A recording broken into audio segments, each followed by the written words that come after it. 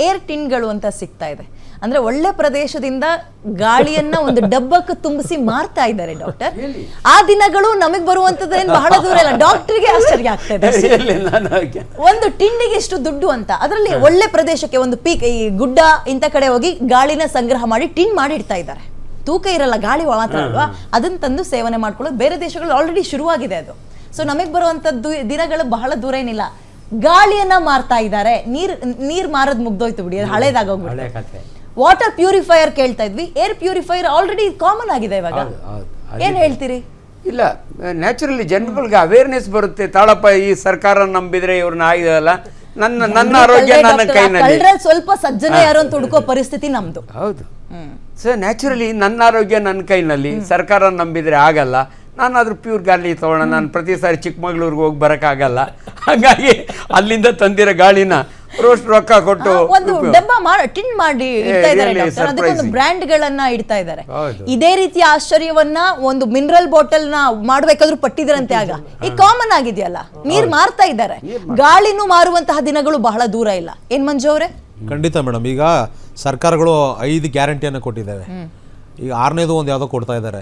ಅದ್ರ ಜೊತೆಗೆ ಇನ್ನೊಂದು ಗ್ಯಾರಂಟಿ ಇದನ್ನು ಸೇರಿಸ್ಕೊಂಡು ಶುದ್ಧವಾದ ಪರಿಸರ, ಗಾಳಿ ಸಿಗುವಂಥದ್ದು ಒಂದು ಗ್ಯಾರಂಟಿ ಸೌಲಭ್ಯನ ಕೊಡಬೇಕಾಗಿದೆ ಸರ್ಕಾರ. ಆಗ ಅಟ್ಲೀಸ್ಟು ಸ್ವಲ್ಪ ಜನಗಳಲ್ಲಿ ಬದಲಾವಣೆ ಶುರು ಆಗ್ಬೋದು. ಮೇಡಮ್, ಯಾರಿಗೂ ಕನ್ಸರ್ನ್ ಇಲ್ಲ ಇವತ್ತು. ಅವರು ಬೆಳಗ್ಗೆ ಎದ್ದರೆ ಕೆಲಸ ಆಯಿತು, ಸಂಜೆ ಮನೆಗೆ ಬಂದಂಗೆ ಆಯಿತು, ಮಕ್ಕಳು ಮರಿ ದುಡ್ಡು ಮಾಡು, ಜಾಬ್ ತುಂಬಿಸ್ಕೋ, ಫ್ಯೂಚರ್ ಇಷ್ಟೇ ಆಗೋಗ್ಬಿಟ್ಟಿದೆ. ಯಾಕೆ ಕೆರೆ ಉಳಿಸ್ಬೇಕು, ಯಾಕೆ ಪರಿಸರ ಉಳಿಸ್ಬೇಕು, ಗಿಡ ಮರದಿಂದ ಏನು ಲಾಭ, ಏನಕ್ಕೆ ಬೇಕು ಅಂತ ತುಂಬ ಜನ ಮರಗಳು ಉಳಿಸಿ ಅಂದರೆ ಕಬ್ಬಾನ್ ಪಾರ್ಕಲ್ಲಿ ತುಂಬ ಇದೆ, ಏನಕ್ಕೆ ಇಲ್ಲಿ ಬಿಡು ಅಂತಾರೆ. ಬನಘಟ್ಟದಲ್ಲಿ ತುಂಬ ಐತೆ, ಏನಕ್ಕೆ ಇಲ್ಲಿ ಬಿಡು ಅಂತಾರೆ. ಈ ಮೆಂಟಾಲಿಟಿಗೆ ಬಂದಿದ್ದಾರೆ ಜನ. ಅಂದರೆ ಯಾವ ರೀತಿ ಹೇಳೋಣ ಮೇಡಮ್, ಭಾಳಷ್ಟು ನೋವಾಗುತ್ತೆ. ಇವತ್ತು ಬನಘಟ್ಟ ನ್ಯಾಷನಲ್ ಪಾರ್ಕಲ್ಲಿ ಒಂದೇ ಒಂದು ನೀವು ಅಲ್ಲಿ ಡೆವಲಪ್ಮೆಂಟ್ ಮಾಡಬೇಡಿ, ಕಾಡು ಯಥಾಸ್ಥಿತಿ ಇರಬೇಕು ಅಂತ ಆದೇಶ ಮಾಡಿದ್ರೆ, ಅಲ್ಲೊಬ್ಬ ಇಡೀ ಏನು ಮಾಡ್ತಾರೆ, ಇಲ್ಲ ಸಲ್ಲದ ರೆಸಾರ್ಟ್ಗಳಿಗೆ, ಬೇರೆ ಬೇರೆ ಡೆವಲಪ್ಮೆಂಟ್ಸ್ಗಳಿಗೆ ಅಲ್ಲಿ ಹಾನಿ ಮಾಡೋಂಥ ಕೆಲಸಗಳು, ದುಡ್ಡು ಮಾಡೋಂಥ ಕೆಲಸಗಳು, ಕಾಮಗಾರಿಗಳು ಕೈಗೆತ್ಕೊಂಡಿದ್ದಾರೆ. ಕೆರೆ ಇಲ್ಲ ಬೆಂಗಳೂರಿನಲ್ಲಿ ಮುಳುಗ್ಸ ಅಂದ್ರೆ ಮಣ್ಣು ಮುಚ್ಚಿಬಿಟ್ಟಿದ್ದೀರಿ. ಉದ್ಯಾನ ನಗರಿ ಏನ್ ಕರಿತೀರಿ? ಆ ಉದ್ಯಾನವನ್ನಾದ್ರೂ ಅಂದ್ರೆ ಆ ಪಾರ್ಕ್ ಗಳನ್ನಾದ್ರೂ ನೆಟ್ಟಿಗೆ ಮೇಂಟೆನೆನ್ಸ್ ಮಾಡ್ತಾ ಇದ್ದಾರಾ? ಕೆಲವೊಂದು ಕಡೆ ಹೊರತುಪಡಿಸಿದ್ರೆ ಎಲ್ಲಿದ್ದಾವೆ ದೊಡ್ಡ ದೊಡ್ಡ ಪಾರ್ಕ್? ಸರ್ಕಾರದವರು ಗಿಡಗಳು ನೆಡಬೇಕು ಸರ್. ಪಾರ್ಕ್ ಬಗ್ಗೆ ನೀವು ಹೇಳ್ತಾ ಇದ್ರಲ್ಲ, ತಿಂಗಳಿಗೆ ಲಕ್ಷಾಂತರ ರೂಪಾಯಿ ದುಡ್ಡು ಪಾರ್ಕ್ ಮೇಂಟೆನೆನ್ಸ್ಗೆ ಬಿಬಿಎಂಪಿ ಕೊಡುತ್ತೆ. ಬಟ್ ಅದ್ರ ಮಾಡ್ತಾ ಇಲ್ಲ. ಎಲ್ಲ ಲೂಟಿ ಹೊಡೆಯೋ ಅಧಿಕಾರಿಗಳು ಲೂಟಿ ಹೊಡಿತಾವ್ರೆ ಅಷ್ಟೇ ಹೊರತು, ಬಿಬಿಎಂಪಿ ಅಧಿಕಾರಿಗಳು ಕಾಂಟ್ರಾಕ್ಟರ್ ಜೊತೆ ಸೇರ್ಕೊಂಡು ಲೂಟಿ ಹೊಡಿತಾವ್ರೆ ಹೊರತು, ಎಲ್ಲೂ ಕೂಡ ಪಾರ್ಕ್ನ ಕಸ ಗುಡಿಸ್ಬೇಕು, ಪಾರ್ಕ್ ಗಿಡಗಳು ನೀರು ಹಾಕ್ಬೇಕು, ಅದು ಗಿಡಗಳನ್ನ ಉಳಿಸ್ಬೇಕು, ಆಮೇಲೆ ಹೋಗಿರೋ ಗಿಡಗಳನ್ನ ಮತ್ತೆ ನೆಡಬೇಕು. ಅದೆಲ್ಲ ಬಿಬಿಎಂಪಿ ಅರಣ್ಯ ವಲಯದ ಅಧಿಕಾರಿಗಳು ಗಮನಿಸಬೇಕಾಗಿದ್ದು. ಆದರೆ ಇವತ್ತು ಹಂಗೆ ಮಾಡ್ತಾ ಇಲ್ಲ. ಒಂದು ಪಾರ್ಕ್ಗೆ 1.5 ಲಕ್ಷ, 2 ಲಕ್ಷ, 3 ಲಕ್ಷ ಮೇಂಟೆನೆನ್ಸ್ಗೆ ದುಡ್ಡು ಹೊಡೆದು ಜೋಬ್ ಹಾಕೊಂಡು ಮನೆಗೆ ಹೋಗ್ತಾರೆ ಹೊರತು ಯಾವ್ದು ಮಾಡ್ತಾ ಇಲ್ಲ. ಇದ್ರ ಅರ್ಥ ಬೆಂಗಳೂರು ಹಾಳಾಗೋಗ್ಬಿಟ್ಟಿದೆ ಅಂತ ನಾವು ಹೇಳ್ತಾ ಇಲ್ಲ. ಹಾಳಾಗೋದು ಬೇಡ ಅನ್ನೋ ಹಿನ್ನೆಲೆಯಲ್ಲಿ ನಾವು ಎಚ್ಚರಿಸ್ತಾ ಇದೀವಿ ಅಷ್ಟೇ. ನಾವು ಸೇಫ್ ಆಗಿದ್ದೀವಿ. ಇನ್ನೂ ಒಂದು 50 ವರ್ಷಕ್ಕೆ ಏನ್ ಸಮಸ್ಯೆ ಇಲ್ಲ ಬೆಂಗಳೂರಿನಲ್ಲಿ. ಇದು ಡೆಲ್ಲಿ ಪರಿಸ್ಥಿತಿ ಏನು ಈಗಲೇ ಬಂದಿಲ್ಲ ನಮಗೆ. ಡೆಲ್ಲಿಲೋ ಅಥವಾ ಪಶ್ಚಿಮ ಬಂಗಾಳದಲ್ಲಿರುವಂತಹ ಪರಿಸ್ಥಿತಿನೋ, ಚೆನ್ನೈನಲ್ಲಿರುವಂತಹ ಪರಿಸ್ಥಿತಿಗೆ ನಾವು ಇನ್ನೂ 50-60 ವರ್ಷ ಮುಂದಕ್ಕೆ ಹೋಗ್ಬೇಕು. ಬಟ್ ಬರದೇ ಬೇಡ ಬಿಡಿ ಅಂತ ಕೆಟ್ಟ ಪರಿಸ್ಥಿತಿ. ಈಗಲೇ ಸುಧಾರಿಸ್ಕೊಳ್ಳೋಣ ಅನ್ನುವಂಥದ್ದು ನಮ್ಮ ವಾದ, ನಮ್ಮ ಚರ್ಚೆ. ಬೆಂಗಳೂರು ಸೇಫ್ ಆಗಿದೆ, ಬೆಂಗಳೂರು ಸೇಫ್ ಆಗಿದೆ. ಇಡೀ ದೇಶದಲ್ಲಿರುವಂತಹ ಎಲ್ಲ ಮೆಟ್ರೋ ಸಿಟಿಗಳಿಗೆ ಕಂಪೇರ್ ಮಾಡಿದ್ರೆ ನಾವು ಅತ್ಯದ್ಭುತವಾಗಿ ಮುಂದುವರೆದಿದ್ದೀವಿ. ಆ್ಯಂಡ್ ಒಳ್ಳೆ ಸ್ಥಾನದಲ್ಲೂ ಇದ್ದೀವಿ. ಒಳ್ಳೆ ಗಾಳಿಯನ್ನು ಸೇವನೆ ಮಾಡ್ತಾ ಇದ್ದೀವಿ. ಬಟ್ ಒಳ್ಳೆ ಗಾಳಿ ಸೇವನೆ ಮಾಡ್ತಾ ಇದ್ದೀವಿ ಅಂದ್ಕೊಂಡು ಇರೋಬರ ಮರನೆಲ್ಲ ಕಡಿಯಕ್ಕೆ ಬಿಡೋದು ಬೇಡ ಅನ್ನೋದು ನಮ್ಮ ವಾದ, ನಮ್ಮ ಚರ್ಚೆ. ಏನು ರಾಜೇಶ್ ಅವರೇ? ಖಂಡಿತ ಮೇಡಮ್, ನಾನು ಆಗ್ಲೇ ಹೇಳ್ದಂಗೆ ಮೇಡಮ್, ಇವಾಗ ಸಾಕಷ್ಟು ಸರ್ಕಾರಕ್ಕೆ ನಿಜವಾಗ್ಲೂ ಕಾಳಜಿ ಇದ್ರೆ ಮೇಡಮ್ ಇದೆಲ್ಲ ಮಾಡ್ಬೋದು. ಇಲ್ಲಿ ಏನು ಕಾಳಜಿ ಕಾಣಿಸಲ್ಲ, ಇಲ್ಲೆಲ್ಲ ಅವ್ರ ಜೇಬ್ ತುಂಬಿಸ್ಕೊಳ್ಳೋದು ಕಾಣಿಸ್ತಾ ಇದೆ.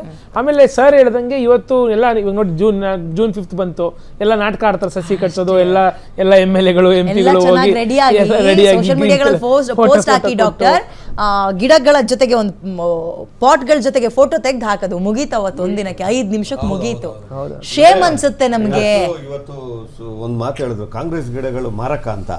ಈ ಮುಖಾಂತರ ತಮ್ಮ ವಾಹಿನಿ ಮುಖಾಂತರ ಬಿಬಿಎಂಪಿ ಕಮಿಷನರ್ಗೆ ಒಂದು ಮನವಿ ಮಾಡ್ತಾ ಇದ್ವಿ. ದಯವಿಟ್ಟು ಬೆಂಗಳೂರಿನಲ್ಲಿ ಎಲ್ಲೆಲ್ಲಿ ಖಾಲಿ ಸೈಟ್ಗಳಲ್ಲಿ ಕಾಂಗ್ರೆಸ್ ಗಿಡಗಳವೆ ಅದನ್ನ ನಾಶ ಮಾಡುವಂತ ಕೆಲಸ ತುಂಬಾ ಅನುಕೂಲ ಆಗ್ಲಿ, ಜನಗಳಿಗೆ ಅನುಕೂಲ ಆಗ್ತದೆ ಇಂಪಾರ್ಟೆಂಟ್ ವಿಚಾರ. ಇನ್ನೊಂದು ಏನಂದ್ರೆ, ಈ ಕೋನೋ ಕಾರ್ಪಸ್ ಅನ್ನೋದು ಒಂದು ಗಿಡ ಕೂಡ ಅದು ಬಹಳ ಅಪಾಯಕಾರಿ ಗಿಡ. ಆಲ್ರೆಡಿ ಅದನ್ನ 3 ರಾಜ್ಯಗಳು ಬ್ಯಾನ್ ಮಾಡಿದಾವೆ. ಕರ್ನಾಟಕ ಹೆಸರು ಗೊತ್ತಿಲ್ಲ, ಆಗ್ಲೇ ನಿಮ್ಮಲ್ಲಿ ಕೂಡ ಸುದ್ದಿನೂ ಬಂದಿದೆ. ಸೊ ಕೋನೋ ಕಾರ್ಪಸ್ ಅನ್ನೋ ಸಸಿ ಅದು ದುಬೈ ಗಿಡ ಅಂತ ಹೇಳ್ತಾರೆ, ಚಾರ್ಕೋಲ್ ಅಂತ ಕರೀತಾರೆ ಅಡ್ರೆಸ್ ಇರೋದನ್ನ. ಅದು ನೋಡಕ್ಕೆ ಬಹಳ ಸುಂದರವಾಗಿ ಬೆಳೆಯುತ್ತೆ. ಅದಕ್ಕೆ ಮೇಂಟೆನೆನ್ಸ್ ಜಾಸ್ತಿ ಇಲ್ಲ. ಅದರಾಗಿ BBMP ಗುತ್ತಿಗೆದಾರರು ಏನ್ ಮಾಡ್ತಾರೆ ಅದನ್ನು ಆಯ್ಕೆ ಮಾಡ್ಕೊಳ್ತಾರೆ. ಯಾಕೆಂದ್ರೆ ಅದಕ್ಕೆ ಜಾಸ್ತಿ ಪೋಷಣೆ ಇರೋದಿಲ್ಲ. ಒಂದು ಸಲ ಗಿಡ ನೆಟ್ಬಿಟ್ರೆ ಮುಗೀತು, ಅದು ಬಿಸಾಕಿದ್ರೆ ಬರುತ್ತೆ. ಆ ರೀತಿ ಒಂಥರ ಪಾಪಾಸ್ಕಳ್ಳಿ ಒಂಥರ ರಕ್ತ ಬೀಜಾಸುರ ಇದ್ದಂಗೆ ಗಿಡ. ಅದರಿಂದ ಉಪಯೋಗ ಇಲ್ಲ, ಉಪಯೋಗ ಇಲ್ಲ. ಪಕ್ಷಿಗಳಿಗೆ ಪ್ರಾಣಿಗಳಿಗೆ ತೊಂದರೆ ಇದೆ, ಮನುಷ್ಯನಿಗೆ ತೊಂದರೆ ಇದೆ. ಸಾರ್ ಹೇಳ್ದಂಗೆ ಹುಣಸೆ ಮರದ ಏನೆಲ್ಲ ಎಫೆಕ್ಟ್ ಆಗುತ್ತೆ ನೈಟ್ ಟೈಮ್ ಅಲ್ಲಿ, ಅದೆಲ್ಲ ಎಫೆಕ್ಟ್ ಡೇ ಟೈಮ್ ಅಲ್ಲಿ ಅದು ಕೊಡುತ್ತೆ ನಮಗೆ. ಅದರಿಂದ ಅಸ್ತಮಾ, ಅಲರ್ಜಿ, ಇಲ್ಲ ಸಲ್ಲದ ಕಾಯಿಲೆಗಳು ಕೂಡ ಬರ್ತಾ ಇದೆ. ಭೂಮಿಗೂ ಕೂಡ ಇದ್ರ ಬಗ್ಗೆ ತುಂಬಾ ಜನಕ್ಕೆ ಅರಿವಿಲ್ಲ. ಅರಣ್ಯ ಸಚಿವರು ಅದನ್ನ ಎಲ್ಲೋ ನೆಡಬಾರದು ಅಂತ ನಿಲ್ಲಿಸಿದ್ದಾರೆ. ಆದ್ರೆ ಈಗಾಗಲೇ ನೆಟ್ಟು ಬಿಟ್ಟಿದ್ದಾರೆ, ಸುಮಾರು ಕಡೆ ನೆಟ್ಟು ಬಿಟ್ಟಿದ್ದಾರೆ ಗಿಡಗಳನ್ನ. ಇವತ್ತು ಮಂತ್ರಾಲಯಕ್ಕೆ ಹೋದ್ರು ಇದಾವೆ, ಶಿರಡಿ ಸಾಯಿಬಾಬಾ ದೇವಸ್ಥಾನ ಕಡೆ ಮತ್ತೆ ನಮ್ಮ ಭಾಗದಲ್ಲಿ ಬಹಳಷ್ಟು ಚೆನ್ನಾಗಿದೆ, ನೋಡಕ್ ಬಹಳ ಚೆನ್ನಾಗಿದೆ ಗಿಡಗಳು. ನೀವು ಗೂಗಲ್ ಮಾಡಿದ್ರೆ ಸಿಗುತ್ತೆ ಕೋನೋಕಾರ್ಪಸ್ ಅಂತ. ಅದ್ರ ಬೆಳೆ ಬಹಳಷ್ಟು ಹೋರಾಟನೂ ಮಾಡಿದೀವಿ, ಮನವಿನೂ ಕೊಟ್ಟಿದ್ವಿ ಸರ್ಕಾರಕ್ಕೆ. ಸದ್ಯ ನಿಲ್ಲಿಸಿದ್ದಾರೆ. ಆದ್ರೆ ನೆಟ್ಟಿರೋ ಗಿಡಗಳ ಕತೆ ಏನು?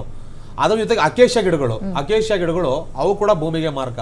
ಈ ನೀಲಗಿರಿ ರೀತಿ ಭೂಮಿಯಲ್ಲಿ ಅಂತರ್ಜಲ ಮಟ್ಟಗಳನ್ನ ಅಂತ ಗಿಡಗಳು ಎಲ್ಲೆಲ್ಲಿದ್ದಾವೆ ಅದರ ಬದಲಾಗಿ ನಮ್ಮ ಪಾರಂಪರಿಕ ಗಿಡಗಳನ್ನ ನಡೆಸಬೇಕು. ಅರಳಿ, ಬೇವು, ಹತ್ತಿ, ಆಲ, ಬಸರಿ, ನಮ್ಮ ಬುರ್ಗ ಇಂತ ಹಳೆ ಕಾಲದ ಮದ್ದಲ್ಲ ಅಂತಾರಲ್ಲ, ಹಿತ್ಲು ಗಿಡದಲ್ಲೂ ಸಿಗೋ ಮದ್ದು ಅಂತ. ಹಂಗೆ ನಾವು ನಮ್ಮಲ್ಲಿ ಸಿಗೋದಕ್ಕೆ ಬೆಲೆ ಕೊಡಲ್ಲ, ನಾವು ಬೇರೆಯವ್ರದಕ್ಕೋಸ್ಕರ ಚೀಪ್ ಅಂಡ್ ಬೆಸ್ಟ್ ಮೇಡಮ್. 3 ವರ್ಷ ಬಿಲ್ ಮಾಡ್ಕೋಬಹುದು ನೀವು. ಒಂದ್ಸಲ ಗಿಡ ನೆಟ್ರೆ ವರ್ಷ ನಾವು ಗಿಡ ಘೋಷಣೆ ಮಾಡಿದೀವಿ ಅಂತ ಬಿಲ್ ಕೊಡಬಹುದು ನೀವು. ತಿಂಗಳ ಬಿಲ್ ಮಂಜೂರೆ. ಆ ರೀತಿಯಾಗಿ ತಿಂಗಳ ಲೂಟಿ ಹೊಡಿತಾವ್ರೆ ಇವರು. ವರ್ಷಕ್ಕೆ ಹೋದ್ರೆ ತಿಂಗಳ ಮೇಡಮ್ ಪಕ್ಷಿಗಳು ಎಲ್ಲಿದೆ ಮೇಡಮ್? ಸಾಮಾನ್ಯ ಪಕ್ಷಿಗಳು ನೋಡೋಣ ಅಂದ್ರೆ ಇವತ್ತು ಸಣ್ಣ ಮೇಡಮ್ ಕಾಗೆ ಸಿಗ್ತಾ ಇಲ್ಲ ಮೇಡಮ್. ದುಡ್ಡು ಕೊಟ್ಬಿಟ್ಟು ಪಿಂಡ ಆಡ್ತಾ ಇದಾರೆ ಕಾಗೆ ತಗೊಂಡೋಗಿ. ಆಮೇಲೆ ಶಾಲೆಗಳಲ್ಲೂ ಕೂಡ ಮೇಡಮ್ ನಾವು ಕಂಪಲ್ಸರಿ ಮಾಡ್ಬೇಕು ಗಾರ್ಡನಿಂಗ್, ಮಕ್ಕಳ ಅರಿವು ಮೂಡಿಸುವಂತ ಬರೇ. ಯಾಕೆ ಅಂದ್ರೆ ಮೇಡಮ್ ಪುಸ್ತಕಗಳಿದೆ, ಯಾವ್ದು ಪ್ರಾಕ್ಟಿಕಲ್ ಅಲ್ಲಿ ಇಲ್ಲ. ಸೊ ಅಲ್ಲಿ ನಾವು ಮಕ್ಕಳ ಬಗ್ಗೆ ಅರಿವು ಮೂಡಿಸಬೇಕು. ಶಾಲಾ ಶಿಕ್ಷಣ ಇಲಾಖೆ ಇವತ್ತು ಕಂಪಲ್ಸರಿ ಮಾಡಬೇಕು. ಸರ್, ಆಟ ಆಡಕ್ಕೆ ಒಂದು ಪಾರ್ಕ್, ಮೈದಾನ ಇಲ್ಲ. ನೀವು ನೆಕ್ಸ್ಟ್ ಲೆವೆಲ್ ಎಕ್ಸ್ಪೆಕ್ಟ್ ಮಾಡ್ತಾ ಇದ್ದೀರಿ, ತುಂಬಾ ದೊಡ್ಡ ಮಟ್ಟದ ನಿರೀಕ್ಷೆ ಮಾಡ್ತಾ ಇದ್ದೀರಿ. ತಪ್ಪು ನಿರೀಕ್ಷೆ.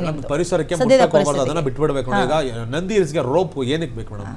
ಆ ರೋಪ್ ಕ್ಲೈಂಬಿಂಗ್ ಏನಕ್ಕೆ ಬೇಕಿತ್ತು? ಟೆಕ್ನಾಲಜಿ ಬೇಕು, ಬಟ್ ವಿಪರೀತ